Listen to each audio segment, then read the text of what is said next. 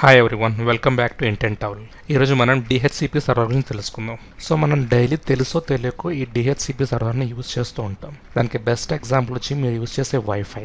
మీరు ఎక్కడైనా సరే ఏదైనా వైఫై నెట్వర్క్లోకి వెళ్తే ఆటోమేటిక్గా ఏంటంటే వైఫైని కనెక్ట్ అయ్యి పాస్వర్డ్ ఎంటర్ చేస్తారు, కనెక్ట్ అవుతారు. సో ఎటువంటి డివైస్ అయినా సరే ఐపీ లేకుండా కనెక్ట్ అవ్వదన్నమాట.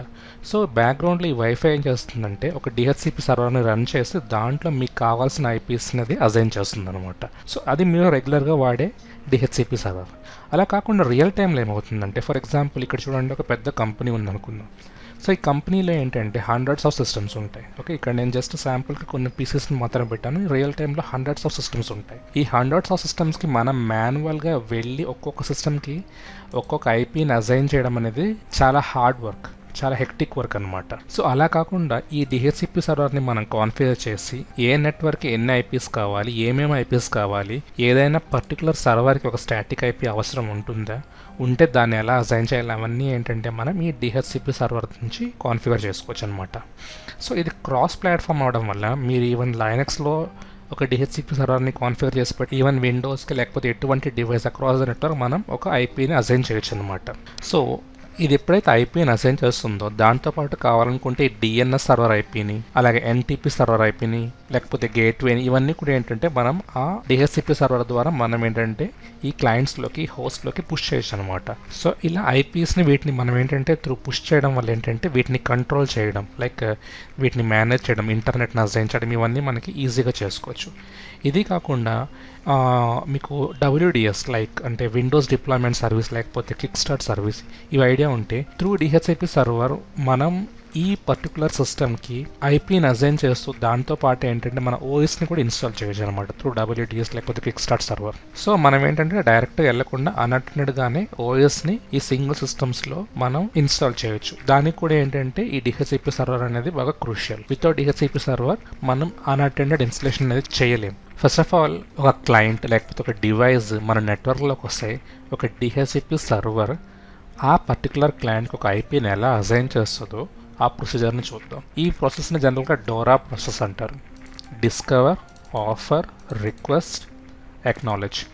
సో ఈ 4 వర్డ్స్ని కలిపి ఫస్ట్ లెటర్ని చూస్తే అర్థమవుతుంది, DORA ప్రాసెస్ అంటారు. సో ఎప్పుడైనా సరే ఒక కొత్త క్లయింట్ ఒక నెట్వర్క్లోకి వస్తే ఆటోమేటిక్గా ఏంటంటే ఐపీ అడ్రస్ రిక్వెస్ట్ కోసం ఇది DHCP సర్వర్ని వెతుకుతుంది అనమాట, ఒక ప్యాకెట్ని రిలీజ్ చేస్తుంది. దాన్ని ఏమంటారంటే DHCP డిస్కవరింగ్ ప్రాసెస్ అంటారు. ఎప్పుడైతే మన క్లయింట్ సర్వర్ని ఫైండ్ అవుట్ చేస్తుందో అప్పుడు ఆ సర్వర్ ఏంటంటే ఒక ఐపీ అడ్రస్ని ఆఫర్ చేస్తుంది అనమాట క్లయింట్కి. నెక్స్ట్ ఏంటంటే ఈ పర్టికులర్ క్లయింట్ అనేది ఆ పర్టికులర్ ఐపీని సెలెక్ట్ చేసుకుంటుంది. సెలెక్ట్ చేసుకున్న తర్వాత ఏంటంటే ఆటోమేటిక్గా ఏంటంటే సర్వర్ మన క్లయింట్ని అక్నాలెడ్జ్ చేస్తుంది, ఓకే నీకు ఈ ఐపీ అసైన్ చేశాను అని చెప్పి. సో ఈ టోటల్ ప్రొసీజర్ని DORA ప్రాసెస్ అంటారు. సో ఒక DORA ప్రాసెస్ కంప్లీట్ అయిన తర్వాతే ఒక క్లయింట్కి లేకపోతే ఒక డివైస్కి ఒక ఐపీ అనేది అసైన్ అవుతుంది అనమాట. అసైన్ అనేది నెట్వర్క్లోకి వస్తుంది అనమాట. ఈ టోటల్ ప్రాసెస్ మ్యాటర్ ఆఫ్ సెకండ్స్లో కంప్లీట్ అయిపోతుంది. ఇంకా సింప్లిఫై చేయాలంటే మీరు వైఫైలో కనెక్ట్ అవగానే మీకు నెట్ వస్తుంది కదా, ఈ ప్రాసెస్ కంప్లీట్ అయిన తర్వాత మీకు నెట్ వస్తుంది అనమాట.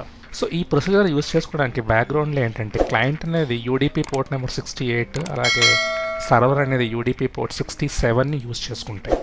సో మనం ఇప్పుడు DHCP సర్వర్ ఇన్స్టాల్ చేద్దాం. సో ప్రతి ఒక్క ఇండివిజువల్ నెట్వర్క్లోనూ ఒకే ఒక DHCP సర్వర్ ఉండాలి.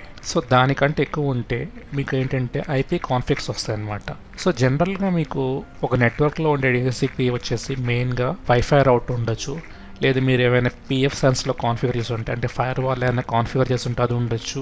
లేదు అనుకుంటే మీరు యూజ్ చేసేది VMware వర్క్ స్టేషను లేకపోతే వర్చువల్ బాక్స్ అయితే దాంట్లో మీరు యూజ్ చేసే హోస్ట్ నెట్వర్క్లో కూడా ఏంటంటే ఒక DHCP సర్వర్ బ్యాక్గ్రౌండ్లో రన్ అవ్వచ్చు. సో వీటిని డిజేబుల్ చేయడం మర్చిపోవద్దు, లేకపోతే ఏమవుతుందంటే మీరు ఇప్పుడు కాన్ఫిగర్ చేస్తుంది ఏంటంటే వాటికి కాన్ఫ్లిక్ట్స్ వస్తాయన్నమాట.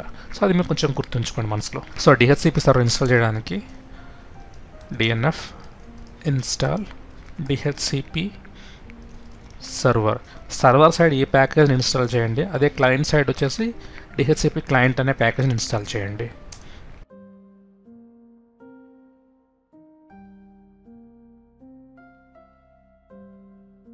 డిహెచ్సిపి సర్వర్ ఇన్స్టాలేషన్ కంప్లీట్ అయింది. నెక్స్ట్ మనం ఏం చేయాలంటే మన సర్వర్లో ఒకే ఒక ల్యాన్ కార్డ్ ఉంది. సో మనకి ప్రాబ్లం లేదు. In case multiple LAN cards ఉన్న వాళ్ళు ఏంటంటే ఈ డిహెచ్సిపి సర్వర్ ఈ డిహెచ్సిపి ట్రాఫిక్ కోసం ఏ ల్యాన్ కార్డ్ని చూస్ చేసుకోవాలో మనం మెన్షన్ చేయాలి. సో ఆ మెన్షన్ చేయడానికి ఒక ఫైల్ ఉంటుంది. బై డిఫాల్ట్గా మీరు ఎప్పుడైతే సర్వర్ ఇన్స్టాల్ చేస్తారో ఆ ఫైల్ కూడా క్రియేట్ అవుతుంది. nano etc sysconfig dhcpd. So ఈ పర్టికులర్ ఫైల్లోకి వెళ్ళి ఒక లైన్ ఎంటర్ చేయాలి.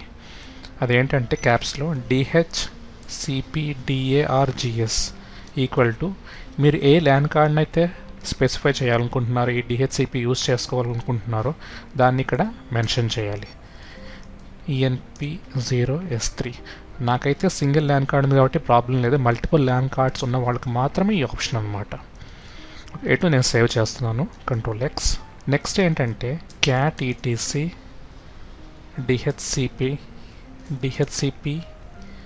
d.conf. ఈ పర్టికులర్ ఫైల్ని మనం ఎడిట్ చేయాల్సి ఉంటుందన్నమాట. సో బై డిఫాల్ట్గా ఈ ఫైల్లో స్పెసిఫిక్గా ఏమి ఉండవు అనమాట. ఆల్మోస్ట్ ఎంటీగా ఉంటుంది ఈ ఫైల్. ఈ ఫైల్ని డైరెక్ట్గా ఎడిట్ చేసినా ప్రాబ్లం లేదు. ఎలా ఎడిట్ చేయాలని డౌట్ ఉంటే మీకు ఏంటంటే cd usr share doc dhcp server dhcpd conf.example. So ఈ పర్టికులర్ ఫైల్ని కావాలనుకుంటే మీరేంటంటే మన ఒరిజినల్ ఈ కనిపిస్తున్న ఫైల్లోకి మనం కావాలనుకుంటే కాపీ చేసుకొని దాన్ని ఎడిట్ చేసుకోవచ్చు. సో ప్రజెంట్ నేను ఈ ఫైల్ని టచ్ చేయట్లేదు, డైరెక్ట్గా మెయిన్ కాన్ఫిగరేషన్ ఫైల్ని ఎడిట్ చేస్తున్నాను. అది ఎలాగో చూడండి. cd etc dhcpd ఈ డైరెక్ట్ ఫైల్ని ఎడిట్ చేస్తున్నాను. ఈ ఫైల్ని ఎడిట్ చేయడం జస్ట్ కొన్ని సింపుల్ పారామీటర్స్ మనం ఇస్తే సరిపోతుంది. ఫస్ట్ వచ్చేసి default least time. Default least time అంటే మనం ఒక క్లయింట్కి ఒక ఐపీని అసైన్ చేసిన తర్వాత ఎంతసేపు ఆ ఐపీ దానికి ఉండాలి అన్నది ఇక్కడ మనం మెన్షన్ చేస్తాం. మనం ఇక్కడ ఇచ్చే వాల్యూ సెకండ్స్లో అనమాట. So by default least time అంటే అరౌండ్ 24 అవర్స్ అనుకుంటా. 86,400 సెకండ్స్ అంటే అప్రాక్సిమేట్లీ 24 అవర్స్ అనుకుంటున్నాను. అలాగే max least time. Max least time అంటే మ్యాక్సిమం ఎంతసేపు ఇది ఉండాలి ఈ లీస్ట్ టైం అన్నది ఇక్కడ మనం మెన్షన్ చేసుకోవచ్చు. ఈ సేమ్ వాల్యూస్ ఇవ్వాలని రూల్ లేదు. మీకు అవసరాన్ని బట్టి మీరు సెకండ్స్లో కన్వర్ట్ చేసుకొని ఆ లీస్ట్ టైంని ఇక్కడ మీరు మెన్షన్ చేయొచ్చు అనమాట. నెక్స్ట్ వచ్చేసి సబ్నెట్. ఇక్కడ మనం ఏం మెన్షన్ చేస్తామంటే మనం ఏ రేంజ్లో ఐపీని ఇవ్వాలనుకుంటున్నామో అది ఇక్కడ స్పెసిఫై చేస్తాము. అలాగే మన డిఎన్ఎస్ సర్వర్, మన ఎన్టీపీ సర్వర్ ఉంటే అది, ఇలాంటివన్నీ ఏంటంటే మనం ఇక్కడ మెన్షన్ చేస్తాం అనమాట. సో మన సబ్నెట్ వచ్చేసి 192.169.0.0. ఇది మన సబ్నెట్. నెట్ మాస్క్ వచ్చేసి 255.255.255.0. ఇది సి క్లాస్ కాబట్టి ఇది ఇచ్చాను. OPTION option routers. Option routers అంటే మన గేట్వే ఐపీ అనమాట ఇక్కడ ఇవ్వాల్సింది. సో ప్రజెంట్ నా గేట్వే ఐపీ వచ్చేసి ఇది 192.169.0.1. నెక్స్ట్ వచ్చేసి నా subnet mask. Option subnet mask. Subnet mask వచ్చేసి 255.255.255.0. అలాగే నెక్స్ట్ మెన్షన్ చేయాల్సింది DNS server. Option domain name servers. మీకు మల్టిపుల్ సర్వర్స్ ఉంటే కామా ఇచ్చి మల్టిపుల్ స్పెసిఫై చేయండి. నాకు ఒకే ఒక సర్వర్ ఉంది కాబట్టి నేను దాని ఐపీ ఇస్తున్నాను. నెక్స్ట్ మీకు ఏమైనా ఎన్టీపీ సర్వర్స్ లేవు, టైమ్ జోన్ సర్వర్స్ ఏమైనా ఉంటే అవన్నీ ఇక్కడ మెన్షన్ చేయండి. సో నాకు ప్రజెంట్ నా నెట్వర్క్లో అలాంటివి ఏం లేవు కాబట్టి నేను రేంజ్ మెన్షన్ చేస్తున్నాను. ఈ రేంజ్ ఏంటంటే ఇక్కడ నుంచి ఈ స్పెసిఫై చేస్తున్న రేంజ్ నుంచి మాత్రమే ఐపీస్ రిలీజ్ అవుతాయి అన్నమాట. 192.169.0.25 స్పేస్ 192.169.0.40. ఈ 25 నుంచి 45 ఇన్ బిట్వీన్ ఐపీస్ మాత్రమే ఈ డిహెచ్సిపి క్లయింట్స్కి రిలీజ్ అవుతాయి. సో ఎందుకంటే నేను ఇక్కడ మెన్షన్ చేస్తున్నాను అనమాట. Bracket close. నెక్స్ట్ వచ్చేసి ఐపీ రిజర్వేషన్. రిజర్వేషన్ అంటే మీకు ఐడియా ఉంటుంది, ఏదైనా పర్టికులర్ థింగ్ని రిజర్వ్ చేయడం. అలాగే మనం ఈ ఫైల్లో లేకపోతే డిహెచ్సిపి సర్వర్లో ఏంటంటే ఏదైనా డివైస్కి లేకపోతే ఏదైనా క్లయింట్కి ఏదైనా నోడ్కి మనం ఏంటంటే ఒక ఐపీని మనం రిజర్వ్ చేయొచ్చు అనమాట. లేకపోతే మనం ఆ ఐపీ స్టాటిక్గా ఉండే విధంగా మనం దాన్ని అసైన్ చేయొచ్చు అనమాట. అది ఎలాగో చూద్దాం. హోస్ట్ అది ఏ హోస్ట్ అయితే దాని నేమ్ ఇక్కడ మెన్షన్ చేయండి. ఇక్కడ నేను జస్ట్ క్లయింట్ అని ఇస్తున్నాను. Flower bracket on next option host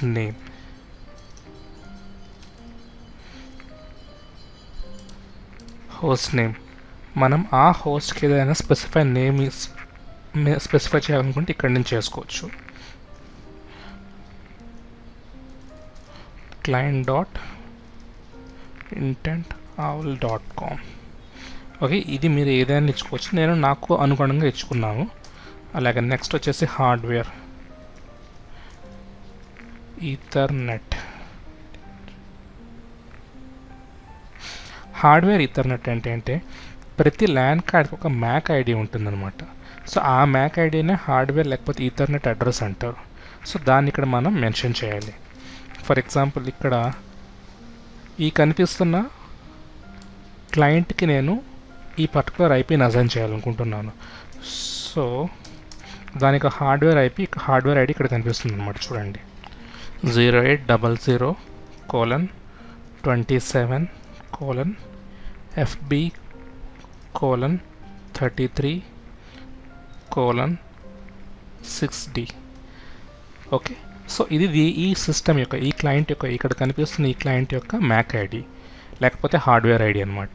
so అది నేను ఇక్కడ మెన్షన్ చేశాను. నెక్స్ట్ వచ్చేసి ఏ ఐపీని అయితే మీరు మెన్షన్ చేయాలనుకుంటున్నారో దీనికి లేకపోతే ఏ ఐపీని అయితే అసైన్ చేయాలనుకుంటున్నారో ఆ ఐపీ అడ్రస్. మన ఐపీ రేంజ్ వచ్చేసి 192.169.25 నుంచి 40 వరకు. సో నేను ఇన్ బిట్వీన్ ఒక ఐపీ ఇస్తాను. 192.169.0.37 ఇస్తాను. ఓకే, 192.169.0.37 ఐపీ నేను ఇక్కడ మెన్షన్ చేశాను.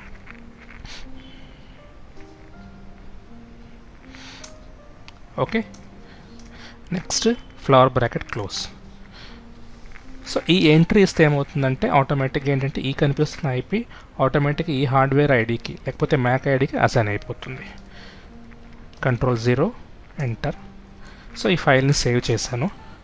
తర్వాత మీకు DHCPD ఈ కమాండ్ యూజ్ చేస్తే ఇన్ కేస్ ఆ పర్టికులర్ ఫైల్ ఏమైనా ఎర్రర్ ఉంటే ఆ ఎర్రర్ చూపిస్తుంది. ఏ ఫైల్లో ఈ DHCPD.conf అని ఈ ఫైల్లో ఏమైనా ఎర్రర్స్ ఉంటే అది చూపిస్తుంది అనమాట. So enter. So some error ఉంది చూడండి, ఇక్కడ లైన్ 20లో సెమీకోలన్ అనమాట. సో అక్కడ అది ఇవ్వలేదు లేకపోతే ఏదైనా ఎర్రర్ చేసి ఉంటాము. సో మళ్ళీ ఒకసారి ఆ ఫైల్ని ఎడిట్ చేద్దాం. Line 20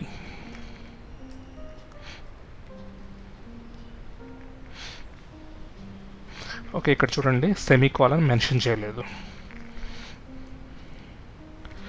Ctrl+O enter, Ctrl+X. ఇంకొకసారి DHCPD అనే కమాండ్ యూజ్ చేస్తున్నాను. సో చూడండి ఎటువంటి ప్రాబ్లం రాలేదు. నెక్స్ట్ ఏంటంటే DHCPD సర్వీస్ని స్టార్ట్ చేస్తున్నాను. System control start DHCPD. Okay, so service start అయింది. ఒకసారి చెక్ చేద్దాం. చూసారా, యాక్టివ్ అండ్ రన్నింగ్ పర్ఫెక్ట్గా రన్ అవుతుంది. అలాగే దీన్ని రీస్టార్ట్ తర్వాత కూడా రన్ అవ్వడానికి దీన్ని ఎనేబుల్ చేద్దాం. ఎనేబుల్. సో ఇప్పుడు మన DHCP సర్వర్ పర్ఫెక్ట్గా రన్ అవుతుంది. ఇప్పుడు మనం క్లయింట్ సైడ్ వెళ్దాం. క్లయింట్ సైడ్ ఐపీని చెక్ చేద్దాం. IP-A. సో చూడండి ఎటువంటి ఐపీ ఇక్కడ రిలీజ్ అవ్వలేదు మనకి ఇంకా. Okay, NMTUI. Okay, by default ఇక్కడ ఆటోమేటిక్లోనే ఉంది. ఓకే, మాన్యువల్ డిజేబుల్ అంటే డిజేబుల్, ఆటోమేటిక్ అంటే తెలిసిందే DHCP, మాన్యువల్ అంటే మనం స్పెసిఫై చేయాలి. సో ఇది ఆటోమేటిక్లోనే ఉంది. Okay, back activate connection. ఒకసారి డీయాక్టివేట్ చేసి మళ్ళీ యాక్టివేట్ చేస్తున్నాను. ఓకే, యాక్టివేషన్ కంప్లీట్ అయిపోయింది. Back quit IP-A. చూసారా 37 అనే ఐపీ ఇక్కడ స్పెసిఫై అయింది. INET 192.169.0.37 అనే ఐపీ మనం అక్కడ ఏదైతే రిజర్వ్ చేసామో అది ఇక్కడ కూడా ఏంటంటే అసైన్ అయిందనమాట. సో ఇలా మనం ఏంటంటే త్రూ డిహెచ్సిపి సర్వర్ మనకు కావాల్సిన డివైస్కి మనకు కావాల్సిన ఐపీని మనం అసైన్ చేసుకోవచ్చు అనమాట. సో మీకు డిహెచ్సిపి సర్వర్ కాన్ఫిగరేషన్ ఇన్స్టలేషన్ అని అర్థమయ్యే అనుకుంటున్నాను. ఈ వీడియో మీకు నచ్చినట్లయితే మీరు మీ ఫ్రెండ్స్కి ఫ్యామిలీస్కి షేర్ చేయండి. అలాగే నా వీడియోస్ని లైక్ చేసి సబ్స్క్రైబ్ కూడా చేయండి, అది నాకు హెల్ప్ఫుల్గా ఉంటుంది. Thank you.